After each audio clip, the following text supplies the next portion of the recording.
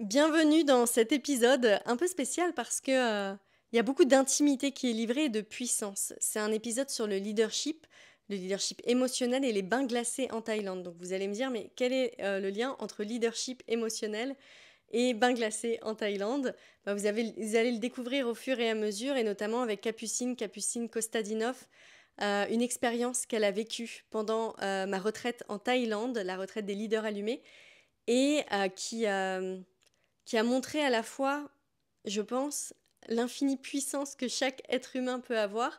Et on a tenu à le partager, on en a discuté parce qu'on s'est dit, mais on ne peut pas le garder pour nous, ce qui se passe.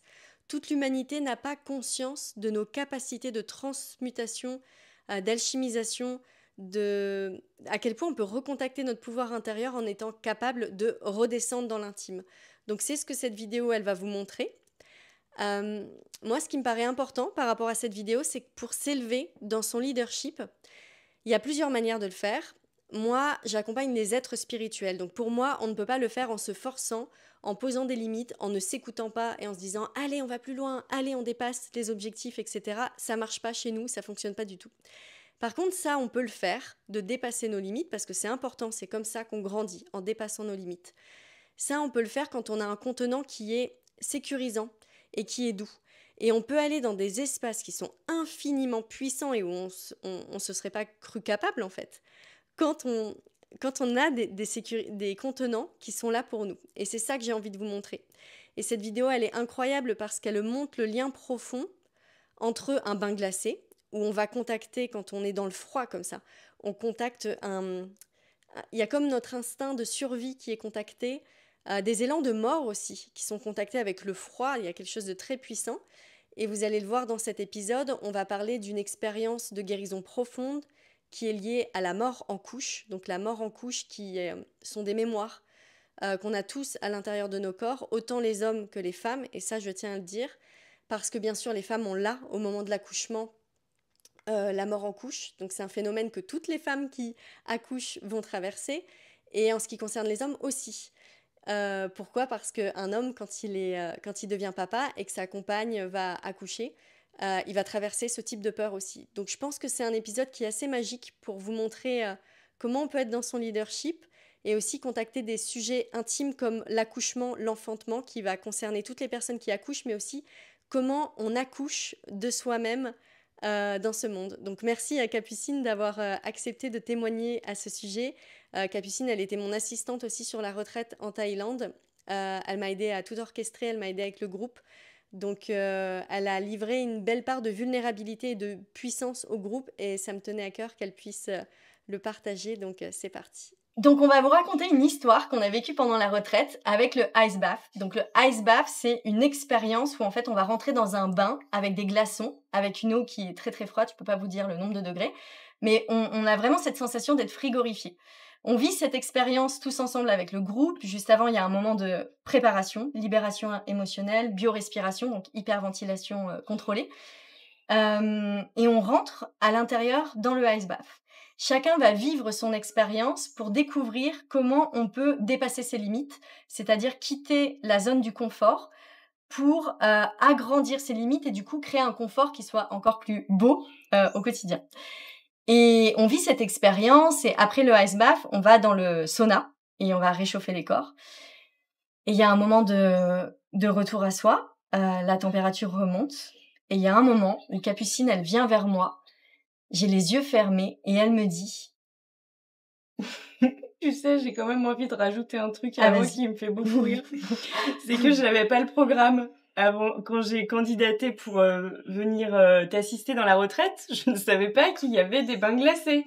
Et quand tu m'as envoyé le programme, j'ai dit oh putain, je vais jamais pouvoir faire ça. Enfin moi, j'ai pas du, c'est vraiment quelque chose. Je mets le pied dans la rivière, je ressors parce que ça fait trop mal aux pieds. Donc c'était quand j'ai reçu le programme, j'ai dit cette partie-là, ça va être très compliqué pour moi, mais bon, trop tard.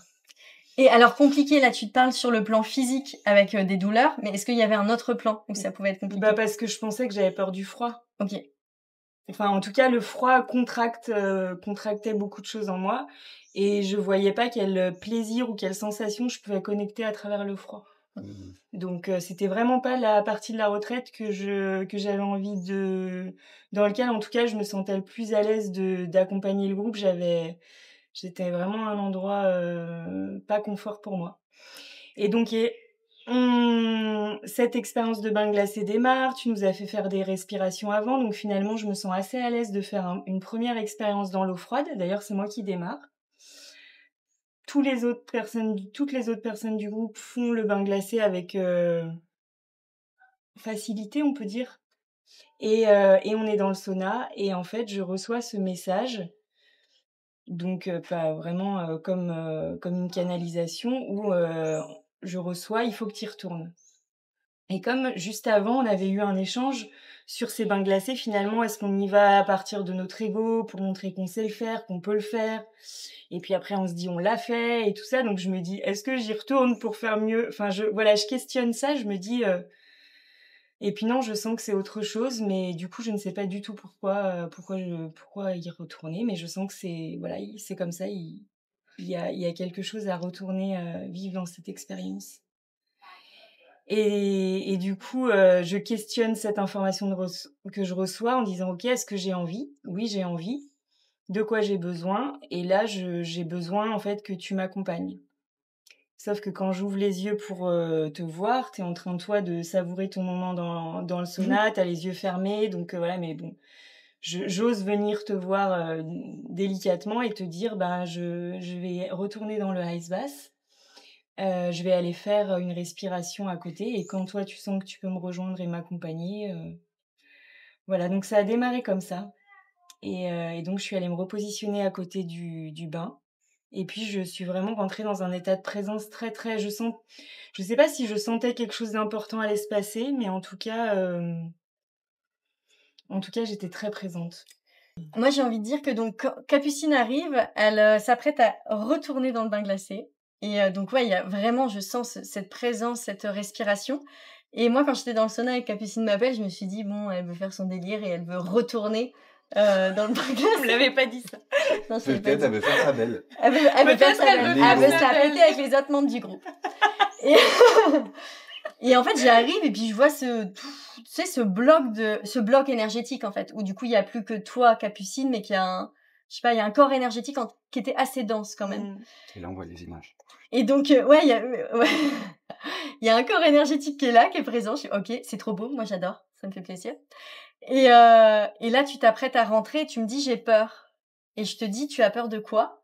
Et là, tu me dis, j'ai peur de mourir. Et donc, je crois que j'ai dû te dire, ah bah tant mieux, du coup, on y va. Parce que Amandine, elle kiffe. moi, j'adore ça, la peur de mourir et tout. C'est vraiment un truc En fait, j'ai la certitude que plus on ose traverser les émotions dans des endroits très sécurisés, parce que sinon c'est problématique, mais dans des endroits très sécurisés, plus on ose traverser l'émotion, plus on libère la charge émotionnelle et plus on libère des mémoires. Et en fait, moi, je savais, j'avais confiance dans le fait que tu puisses y aller. Donc, moi, j'avoue que ça m'excitait un peu que tu ailles dans le processus. Et donc, tu rentres dans le bain glacé. Et là, tu as vraiment une respiration où tu es en présence avec toi-même. Tu regardes personne. Tu rentres dedans.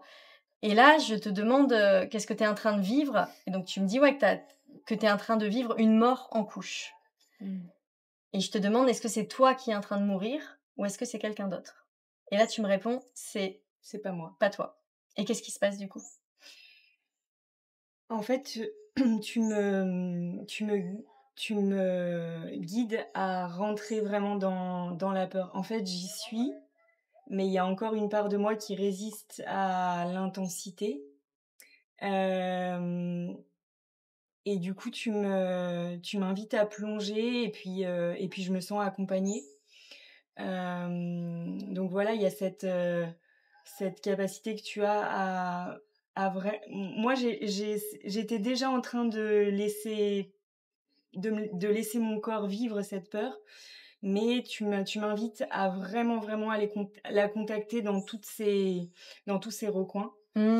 Et du coup, je la contacte et j'ai à la fois très peur et à la fois j'ai cette observation de loin. C'est assez bizarre parce que je suis à la fois très présente et à la fois je sais que je suis en train de faire quelque chose et que c'est safe je l'ai déjà fait dans d'autres contextes, mais c'est pas la première fois que enfin, je connais aussi ces processus. Je sais que toi, tu sais m'accompagner. À un moment même, je sens que j'ai besoin du groupe, donc je leur demande de venir. Je sais aussi qu'on n'est pas en train de faire n'importe quoi. C'est puissant et sécure en même temps. Et voilà, donc il y a cette intensité, ça monte d'un cran, et du coup ça me traverse et le groupe vient en soutien. Tu es habitué à ce genre de processus et que tu l'as déjà vécu. Donc juste pour moi, le contexte de ce dont tu parles, j'imagine que c'était pas un bain de glace. Non. Est-ce que tu as un exemple d'autres contextes qui t'ont permis de faire ce genre de processus?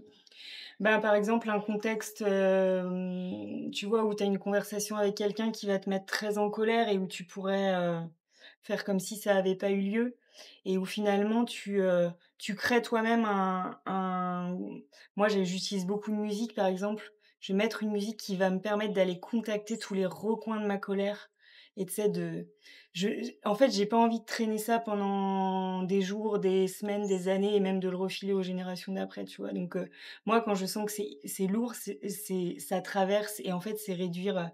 Amandine, toi, t'appelles ça réduire la séquence. C'est Renato qui dit ça, j'adore. Ah ouais, c'est Raccourcir Renato, la séquence et la digestion. Voilà, et en fait, le vrai point pour moi de souveraineté, Amandine, elle parlerait plutôt de leadership, c'est vraiment de pas passer trop de temps dans des processus de libération émotionnelle qui nous coupent du flot de la vie. Moi, j'ai envie, quand je ressens cette colère, de revenir dans le flot de la vie rapidement, mais pas revenir rapidement en mode dégage, j'ai autre chose à faire, j'ai un truc plus fun à vivre. C'est ok, on y va. Tu traverses, donc je peux être dans des états de colère mais j'ai toujours cette observation extérieure. Je sais que c'est safe, mais du coup, je vais vraiment contacter le truc et je sais que je libère aussi. Moi, je vis une situation qui me met hyper en colère, mais je libère aussi, voilà, d'autres couches, tu vois, peut-être de femmes qui sont jugées dans ce qu'elles font, ou enfin là, la situation à laquelle je pense, ça peut être ça, tu vois. Donc c'est ça quand je dis que voilà, ça fait partie en fait de mon hygiène émotionnelle et toi aussi, Amandine, tu sais. Bah moi, oui, je sais bien faire ça. Ok, c'est intéressant. C'est pas donc un élément extérieur ou un outil forcément déstabilisant comme le bain de glace, mais peut-être un échange de la vie de tous les jours qui crée une émotion intense. Et toi, tu utilises la musique pour aller dans cette émotion, et là, le bain de glace, il a créé quelque chose d'intense que t'a permis de plonger dedans. Ouais, c'est ça. Mais le ice bath, c'était clairement la première fois. Et cette manière de vivre la libération émotionnelle avec une dimension collective aussi grande, c'était aussi quand même assez... c'est trop bon. Assez nouveau de le ressentir à quel point c'était loin d'être que moi que ça concernait. Et même, je crois même que ça me concernait pas directement. Donc c'est ça qui... Moi, ce que j'ai envie d'ajouter par rapport à ce qui s'est passé, c'est que la première étape, donc déjà, t'acceptes de plonger dans l'émotion. Tu ne la renies pas. Donc ça, c'est déjà une première étape où il faut beaucoup d'audace. La deuxième étape, c'est que t'acceptes de contacter l'émotion dans ses sensations. Et c'est ce qui nous permet de la faire vivre à l'intérieur de nous et de pas se dire « Ah, il y a du jugement dans l'émotion. » On se dit « Mais pourquoi je ressens ça? Ça peut être fort, etc. Pourquoi j'ai peur? Je devrais pas avoir peur. C'est juste de l'eau. Je l'ai déjà fait juste avant. Blablabla. » Toute l'histoire qu'on se raconte. Et là, c'est de se dire « Ok, pas de jugement. Je vais plonger dans l'émotion. Je vais la contacter. » Donc, tu l'as contactée. Je t'ai accompagné là-dedans. Je t'ai posé la question « Qu'est-ce que tu vois comme forme? Qu'est-ce que tu vois comme couleur ?» Je me demande même si je t'ai pas posé la question du son, de la sensation, enfin, plein de choses qui nous permettent de nous connecter à la sensation et qu'elle soit entendue. Parce que souvent, elle est rejetée. C'est pour ça en fait, une émotion rejetée nous domine. Et donc là, du coup, tu la vois, tu l'apprivoises, hop. Et après, il y a eu un moment, je t'ai dit, OK, elle est à quel niveau sur 10 cette sensation, et tu m'as dit 5. Ouais, je pense que j'ai dit 5 parce que je suis très joueuse, parce qu'en vrai, elle était déjà à 10. Mais comme je savais où tu m'emmenais, j'ai dit, bon, allez, on y va, quoi. Ouais. Donc j'ai dit 5. Tu l'as vu ce moment-là, tu t'en souviens? J'étais étonnée qu'elle dise 5. Bah oui. Moi aussi, j'étais là, mais elle était... non, j'étais déjà... Sur la photo, la vidéo, on voit ses petites mains crispées comme si elle était en train de traverser un truc de ouf. Et donc, elle dit 5. J'ai dit c'est Amandine, on va Mais dire. en fait... Non, j'ai pas eu le temps de réfléchir, mais Non, mais bien voilà, il y a sûr. eu, c'est quand même ça de... Et moi, j'ai eu mal aux mains, pour te dire. Ah bah non, mais Capucine, elle m'a pris les mains comme ça. Et moi, j'avais les mains, tu vois. Et donc, ok, donc on monte. Bah, tu fais monter la sensation, tout ce qui est désagréable, à 6, 7, 8, 9, 10. Donc, à 10, on étouffe, ça devient insupportable. Mais c'est là qu'il y a le moment de sublimation. C'est là que tout se passe parce que comme l'émotion, elle peut être pleinement vécue, ça va libérer une mémoire. En fait, l'émotion permet de libérer une mémoire quand on est dans un cadre sécurisé, quand on n'est pas dominé par l'émotion, mais que c'est nous qui maîtrisons l'émotion. Ça, c'est vraiment un détail qui est génial. Et donc, du coup, moi, c'est pour ça que ça m'excite. Je me dis, on libère des mémoires et tout, c'est ouf. Mais il faut le faire très, très bien parce qu'il ne faut pas libérer toutes les mémoires du monde non plus. Mais donc là, tu vas dans l'émotion. Donc, la mémoire, comme ça, se libère. Tu vois l'information.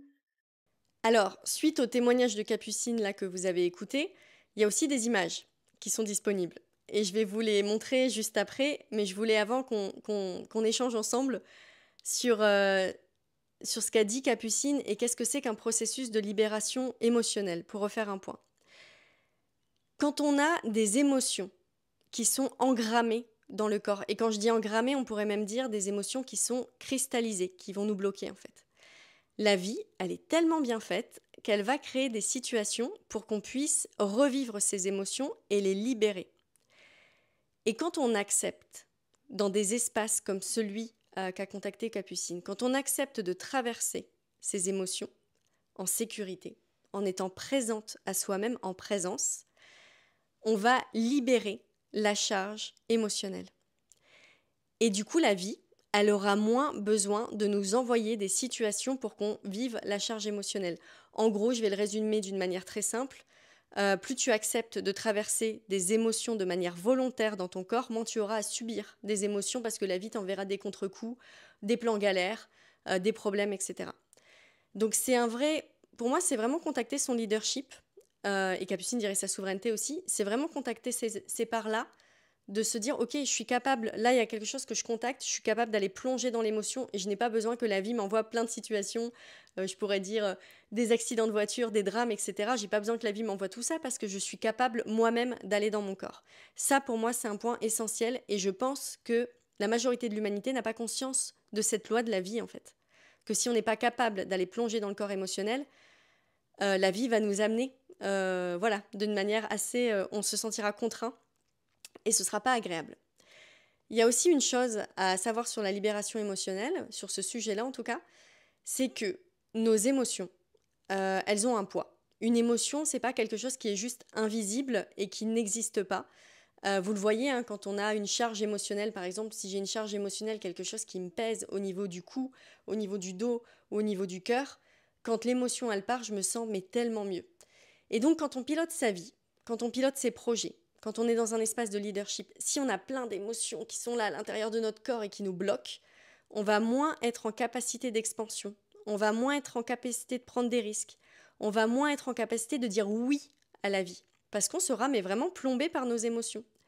Donc pour moi, ce sujet-là, de savoir libérer émotionnellement ce qui se passe, il est ultra important. Quand on a envie d'être au service du divin et donc d'écouter les messages du divin, c'est important de le faire depuis un espace de vide et un espace neutre. Parce que sinon, ce sont des anciennes mémoires de peur qui vont prendre des décisions à notre place. Donc quand on est leader, et tous les leaders de ce monde, je sais qu'il y a beaucoup de personnes qui sont leaders et qui ne le font pas, mais pour moi, aujourd'hui, quand on est leader, on doit avoir une capacité de nettoyer en douceur, une capacité de plonger à l'intérieur de nous. Et quand je dis en douceur, c'est important de le faire bien, parce que si on ne le fait pas bien, on va recréer des traumas derrière. Et il y a beaucoup de personnes qui, pour moi, recréent des traumas derrière parce qu'elles ne le font pas bien ou parce qu'elles ne sont pas bien accompagnées. C'est très simple de créer des expériences qui vont mettre des personnes en insécurité et de dire « Ah, t'as guéri, t'as traversé plein de trucs », mais en fait, non, il n'y a rien qui a été guéri.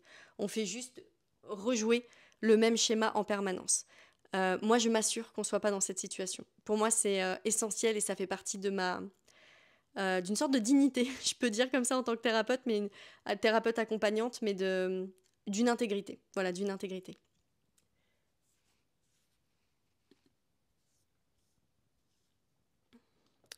Donc je vais vous partager les images de ce que Capucine a vécu. Il s'avère, je tiens à le dire, que Capucine, c'est bien plus qu'un être humain classique. J'ai envie de dire, non mais elle a une capacité très forte à plonger à l'intérieur de ses émotions avec beaucoup de force. Capucine, c'est aussi une prêtresse, elle contacte le monde de l'invisible, et donc elle a une capacité à libérer des choses qui sont très très fortes pour l'humanité. Donc là, elle a contacté une mémoire de mort en couche, qui n'était pas elle, qui n'était pas sa vie, mais c'est une mémoire qu'elle portait comme nous, on porte tous et toutes des mémoires, que ce soit transgénérationnelles ou du collectif. Et donc, à ce moment-là, quand elle a libéré à la fois pour elle, parce qu'elle porte cette mémoire, mais aussi pour sa descendance et pour le monde. Donc c'était un acte hyper fort. Elle s'est autorisée à crier, elle s'est autorisée à demander de l'aide dans une posture de force. Il y a certaines personnes qui pourraient avoir peur des images qui vont être montrées. Moi, en ce moment, je suis Tati. Et je suis chez ma sœur pendant 10 jours là, et je passe beaucoup de temps avec un enfant, un bébé de 2 mois. Je le vois pleurer avec des pleurs de décharge tous les soirs. Et à chaque fois que je le regarde, je me dis mais waouh, il est tellement fort. Et je suis tellement contente qu'il ait cette capacité à libérer ses pleurs et de voir que ses parents n'essayent pas de le calmer en mode non, tu dois plus pleurer, rien. Ils le laissent pleurer parce qu'il est en train de décharger. Et quand je vois un enfant faire ça, bah, ça me fait penser à ce que Capucine a fait, c'est-à-dire avoir la capacité et le courage de décharger ses émotions avec une force incroyable. Et je sais que toutes les personnes qui ont la capacité de faire ça ont la capacité de créer une vie merveilleuse. Et le monde conventionnel, un peu le monde standard, il pourrait se dire « Ah, ils sont flippants les gens qui font ça mais en fait, ces personnes-là, elles ont peur parce qu'elles ne savent pas le faire.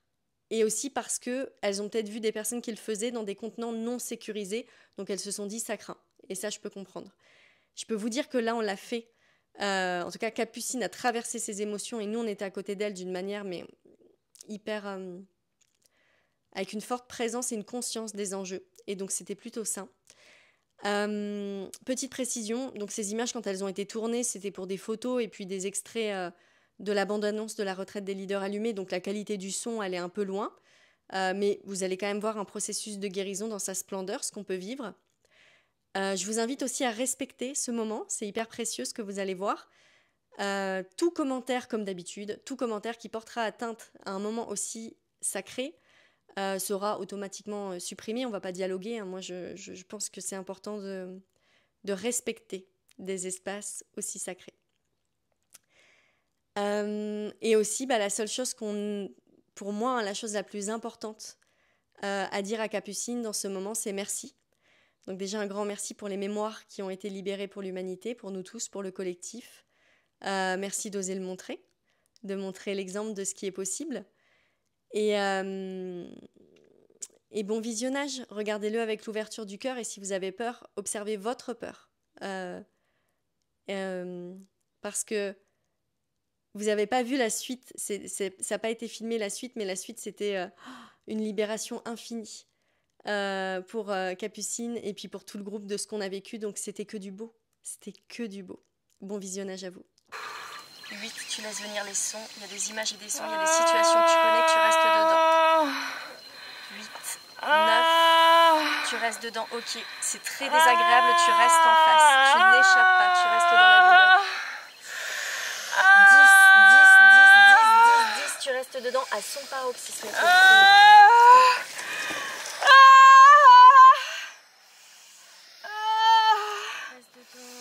Reste dedans. Fais-la vivre à l'intérieur, libère-la. Laisse les images qui veulent venir, tu les laisses venir. Ok, tu restes en contact avec, tu ne fuis pas, tu restes dans la sensation. Reste dans ton centre, dans la sensation. Et respire. Amène de la respiration. Qu'est-ce que tu vois là, Capucine? J'ai besoin de vous là, le groupe, venez. Vous pourriez venir. Qu'est-ce que tu vois là, Capucine? Ici et maintenant. Tu l'accompagnes dans son chemin. Tu respires avec elle, tu la vois partir. Il n'y a rien à faire là, elle s'en va. Tu la vois partir. Tu l'accompagnes à monter. Tu t'autorises à ressentir. Tu l'accompagnes. Elle est en train de monter. Tu accompagnes son âme. Qu'est-ce que tu vois là? Est-ce qu'elle a ok? Ouais. Elle est en sécurité. Est-ce qu'elle a un message à laisser sur Terre avant de partir?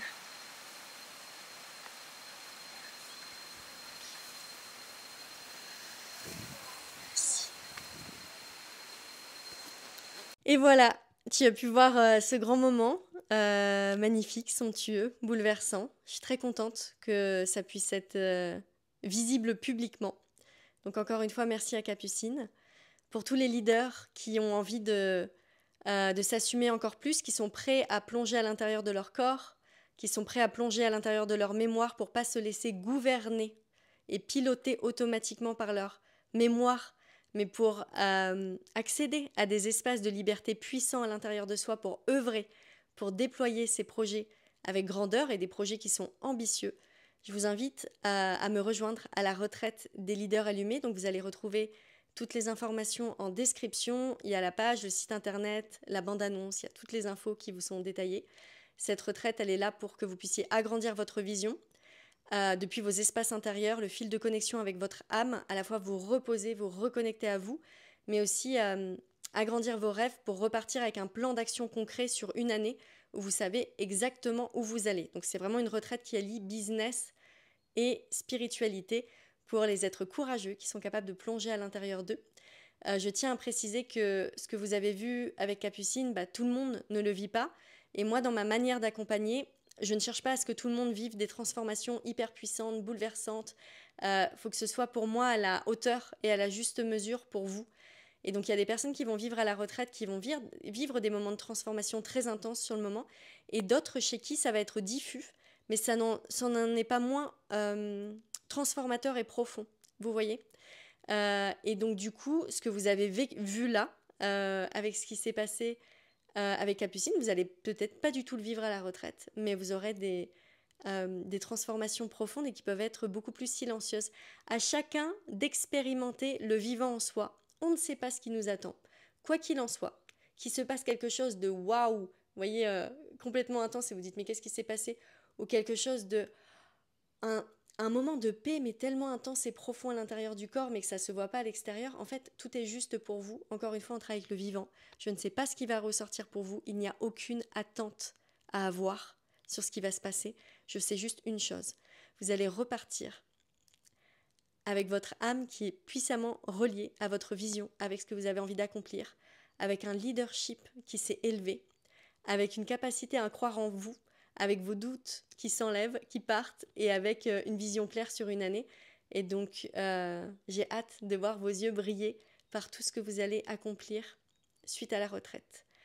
Je vous invite à regarder le site, à réserver votre appel avec moi pour qu'on puisse échanger sur la retraite, et hâte de vous accueillir pour la prochaine date. C'est du 1er au 7 juin 2025 et après il y aura encore une autre date. Je vous embrasse et je vous dis à bientôt.